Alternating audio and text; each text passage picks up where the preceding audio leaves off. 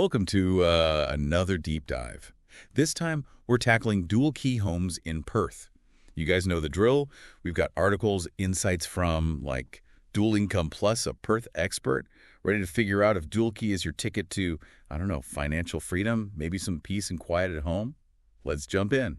Perth is a fascinating market for this, Got its own quirks. Right. So before we get ahead of ourselves, what exactly are we talking about? When I hear dual key home, what am I picturing?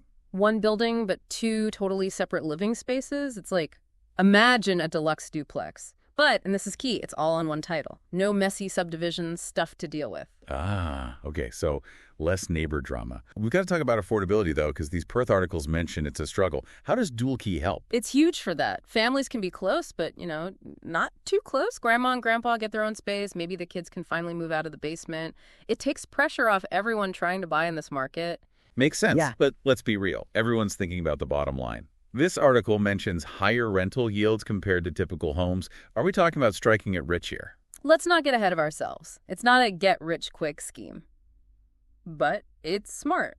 You're doubling your rental income potential. Perth's market is hot right now, so the potential is there. Okay, two incomes, got it. Building one of these things, though, sounds intense. Do I need to call in like a SWAT team of contractors? Well, not quite, but experience is key. Design, approvals, the whole process. It's similar to a regular build, just, with extra steps. This source actually mentions Dual Income Plus. They specialize in this stuff. Apparently, they're the gurus. And they know Perth's rules, which I hear are intense. They're thorough. Council regulations, zoning, dual occupancy rules. It's a lot to juggle. This isn't a DIY project. Okay, so it's about finding the right pros for the job. But once you do, the payoff could be huge, right? Not just financially either. Right. This isn't just about making money. It's a whole different way of thinking about housing. Perth seems ready for this kind of shift. Speaking of shifts, how do you even fit two comfortable homes onto one property? Am I picturing, like, shoebox living here? That's where good design comes in. This Dual Income Plus company seems big on energy efficiency. Perth summers are no joke, so smart insulation, ventilation, even solar power. Plus, they focus on separate outdoor spaces for privacy. Okay, so they've put some thought into this. But, be honest, how do these stack up against a regular Perth home, investment-wise? It depends on what you want. Traditional, straightforward dual key adds flexibility, like rental income, for example. Hit me with it. That's my kind of talk. 2 units, 2 potential incomes. It's like a built-in side hustle. Although, there's always an although. Building costs can be higher up front than a single home. It's about weighing those pros and cons. Okay, so higher stakes, but bigger potential rewards. What else should people consider before taking the plunge? Think about it. With a traditional home, you're kind of stuck. Dual key gives you options. Rent 1 unit out, house family. Even do a short-term rental thing. It's about rolling with the punches as life happens. So it's adaptable. What about resale, though? Do these things actually hold their value in Perth? You do, because they attract a wider range of buyers. Investors love them, but also families who want that flexibility. More demand usually means higher resale down the line. All right, so we're playing the long game. Let's say someone's sold on the idea. Walk me through that initial process. It's a journey. First, find a builder who understands dual key, like those Dual Income Plus folks. Then, the fun part, designing those units.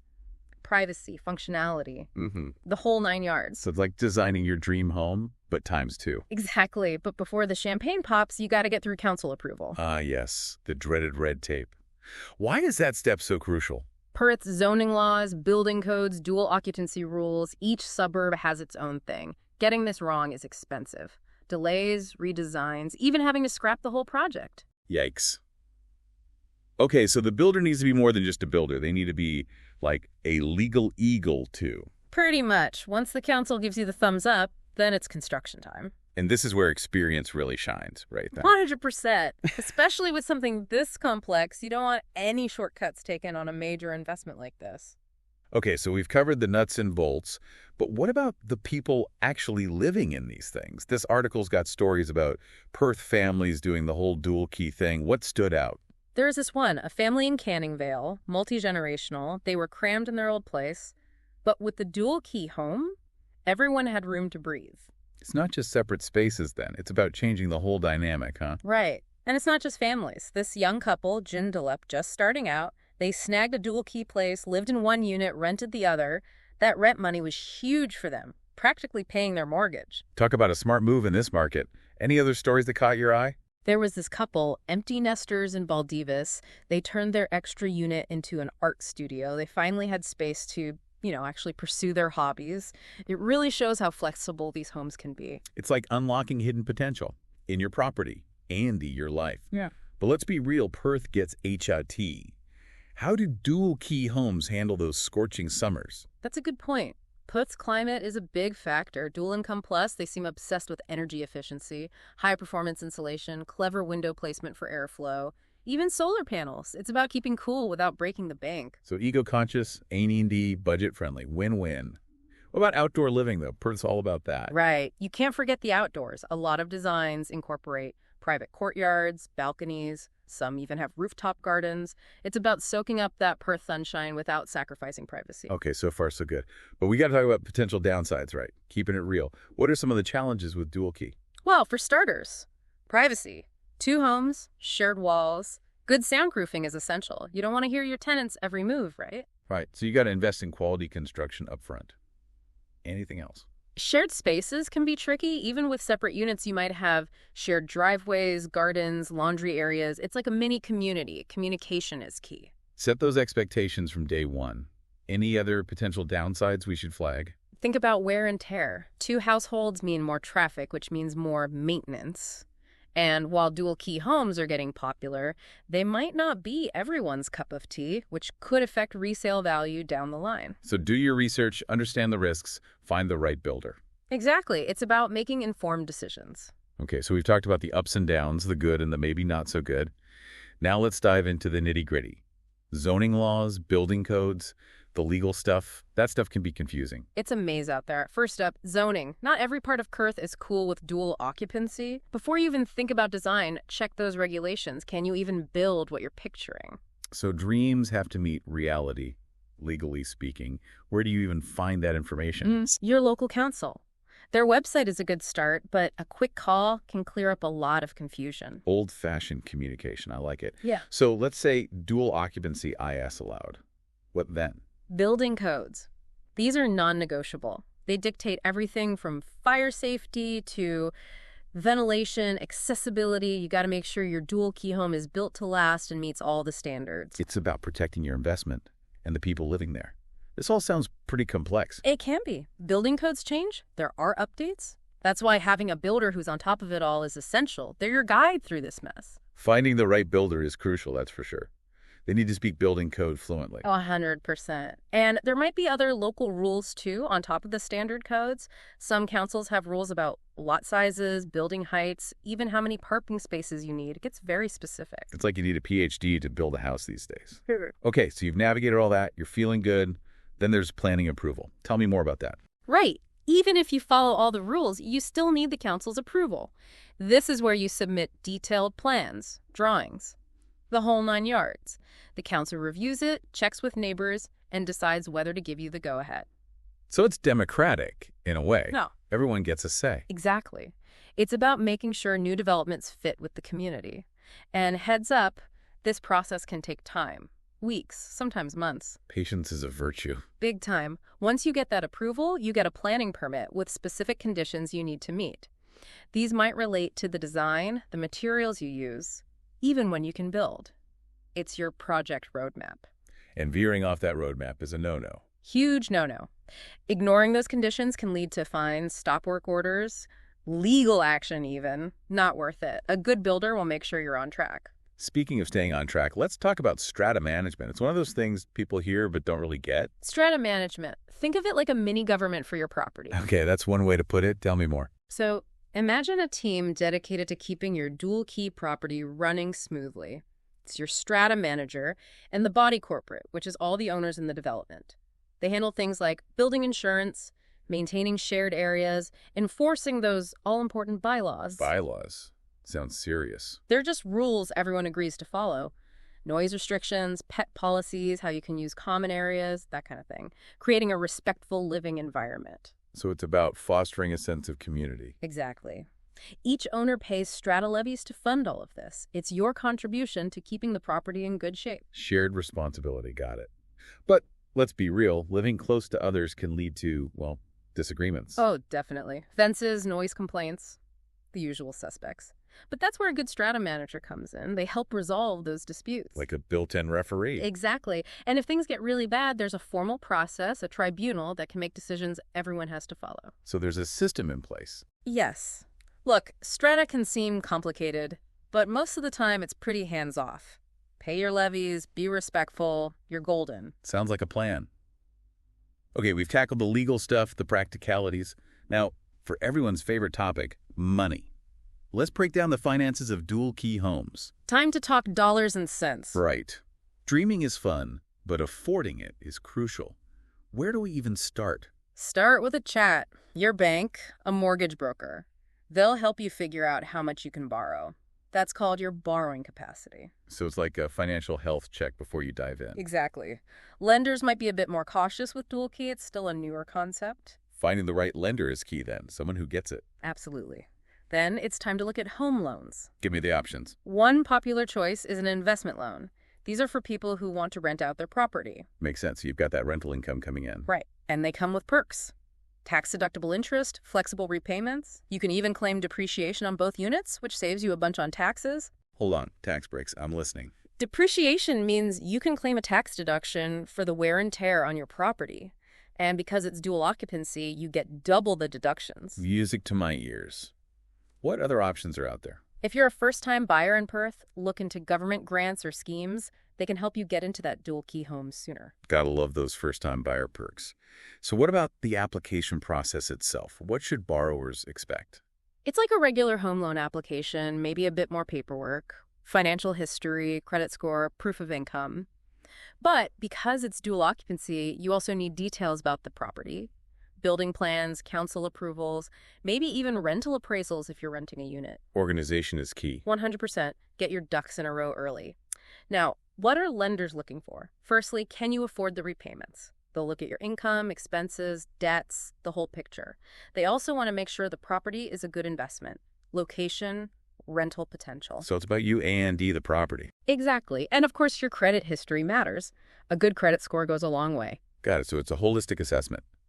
Any tips for newbies to real estate investing? First, show your credit score some love. Pay those bills on time. Lenders love that. Solid advice. What else? A bigger deposit helps. It reduces the amount you borrow. A&D shows lenders you're serious. Makes sense. Any other words of wisdom? Shop around for loans. Interest rates and fees are different everywhere. A mortgage broker can help with this. They can compare options, even negotiate for you. Like a financial wingman. Okay, we've demystified financing. Now let's talk taxes. Ah, yes, everyone's favorite. Right. No one wants a tax time surprise. What are the implications of owning a dual-key home?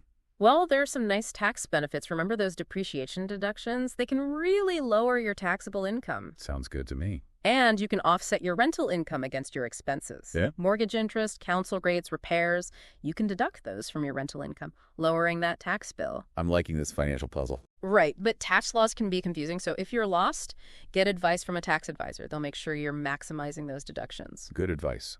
Now, capital gains tax, or CGT, how does that work with dual-key homes? CGT is the tax you pay on any profit when you sell an asset, like your dual-key home. Sell it for more than you bought it. You might owe the tax man. Bittersweet. That profit coming with a catch. That's one way to put it. Holding onto the property for over a year can reduce that tax, though. Patience pays off. It does. But again, tax laws are tricky. A tax advisor can help you strategize. Okay, we've tackled the taxes. Now let's talk about being a landlord. Not everyone wants to be hands-on with property management. Landlording is definitely not for everyone. Right, so you've decided to rent out your unit or units. Where do you begin? Get those units ready. Clean, freshly painted, appliances working perfectly. First impressions are everything. Absolutely. And it's not just about cleanliness, it's about creating a welcoming space. Flowers, a bowl of fruit, some nice pillows. Those little things matter. It's about that homey feeling. How do you find tenants, though? The internet's your best friend. Online portals, social media, post some great photos of your property, watch the inquiries come in. Social media for landlords. Who knew? Right. But before handing over any keys, screen those potential tenants. Tenant screening 101. What does that entail? It's like a background check.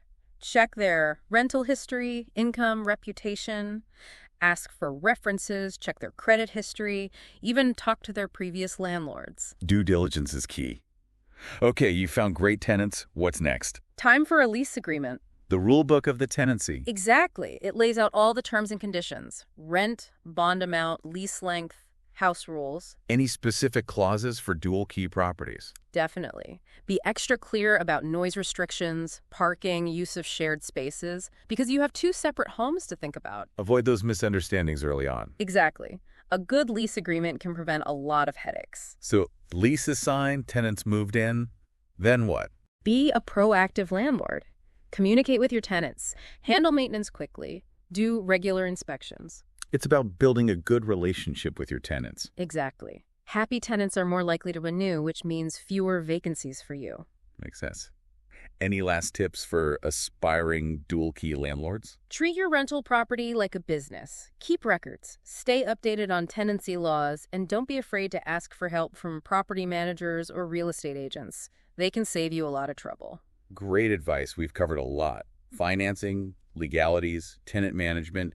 Owning a dual key property is definitely multifaceted. It's a journey, but it can be incredibly rewarding. Okay, so we've looked at dual key living today. Now let's put on our future predicting hats. Let's do it. This is where it gets interesting. Okay, so we've looked at dual key living today. Now let's put on our future predicting hats. Let's do it. This is where it gets interesting. Are we looking at a passing fad or the future of housing? Dual key homes are meeting a need, a real need, and it's only getting stronger. They're not going anywhere. So what gives them that staying power? It's a bunch of things coming together. Affordability, for one. It's a big deal in cities like Perth. Housing prices keep going up. People need solutions, right? Dual key homes, they're like that workaround everyone's looking for. Just like that aha moment, like, wait, this could actually work. Exactly. Then there's multi-generational living. More families want to share a roof for all sorts of reasons. Elder care, helping the kids out. It's becoming normal. A modern family unit, but with its own twist. Right. Dual key gives you that balanced shared meals, support, but also your own space. And we can't forget about working from home. Those makeshift offices are getting old. Tell me about it. Dual key is perfect for that. One unit's your office, the other's your sanctuary. No more Zoom calls with laundry piles in the background. Work-life balance, but your commute's down the hallway. Okay, so affordability, family working from home. What else is shaping the future of this? Sustainability. It's not a trend anymore. It's essential. And dual key homes. They're actually well-placed for this. Really? How so? Well, they're already more energy efficient. Shared walls, less exposure to the elements, less energy needed for heating and cooling. It's like they're designed for it. Exactly. And it goes beyond that. Solar panels, rainwater harvesting, energy-saving appliances. It's about shrinking that environmental footprint and your bills. Good for the planet, good for the wallet. Now that's a win-win. Absolutely. And it ties into the bigger picture, too. Dual key homes can mean denser housing, less sprawl, less reliance on cars. More walkable neighborhoods, real communities. Okay, so we've zoomed out. Now let's zoom back in. Dual key home design. What does the future hold? Get ready. It's about to get futuristic. Think flexible floor plans, walls that move to create bigger spaces, bedrooms transforming into offices. Okay, now that's just cool. And it's not just about fancy gadgets. Smart home tech is huge. Energy efficiency, security, even making homes more accessible. Voice-controlled everything, automated temperature. It's about making your home work for you. It's like something out of a movie, but it's becoming real. Right. Adaptable, connected, responsive. That's the future of dual key. We've covered a lot today. Building codes, strata, futuristic tech. It's been a journey. From what is dual key to the possibilities are endless. Exactly. So for those listening who are now inspired, maybe a bit overwhelmed, but curious, what are the key takeaways? Number one, knowledge is power. Research, ask questions, understand this whole thing inside and out. No shame in asking. Absolutely. Number two, think long-term. This is a decision that'll affect you for years, so make sure it aligns with your goals. Choices that reflect your values and your future. 100%. And lastly, get creative. Dual key homes are so flexible. Find a builder who gets you, who understands your vision, and create something truly unique. A home that's as individual as you are. Couldn't have said it better myself. Well, it seems we've reached the end of our deep dive. We've explored the dual key world from every angle. Real-life examples right here in Perth. The challenges, the potential. We've covered a lot of ground. We have. And hopefully you, our listeners, feel more equipped to make those big decisions about your housing future. Whether it's dual key or something else, remember knowledge is power. To making smart choices and creating homes that bring joy and value. Hear, hear. Thanks for joining us on this deep dive into the world of dual key homes in Perth. Until next time.